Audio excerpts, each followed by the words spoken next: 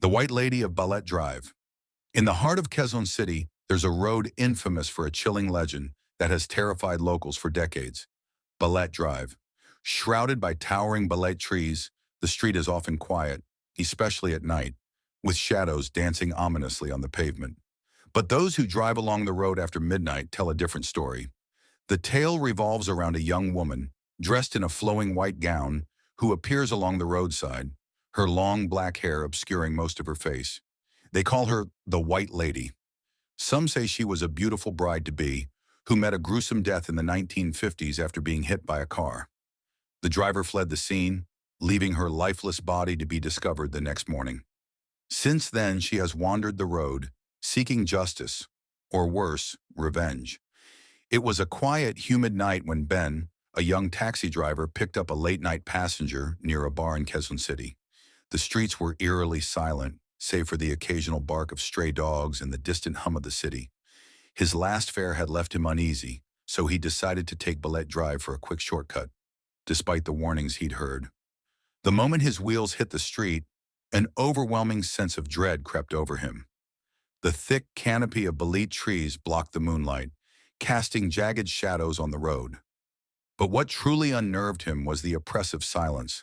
No crickets, no wind, just the soft hum of his engine.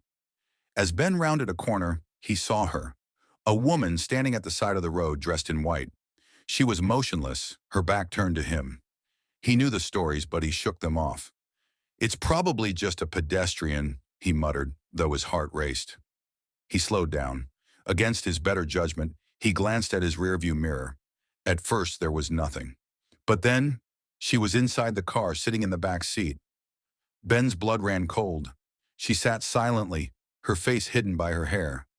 His hands trembled on the steering wheel as he fought the urge to slam on the brakes. His eyes darted between the road and the mirror. His throat tightened.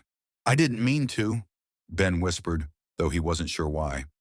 She shifted, her pale face turning slightly toward him. Slowly her hair parted, revealing her eyes, dark, sunken pits that seemed to pull him in. Her lips, bloodless and cracked, parted slightly. Ben screamed and hit the gas. The taxi lurched forward, careening down Balete Drive. But no matter how fast he drove, the figure remained in the back seat, her presence heavy, suffocating.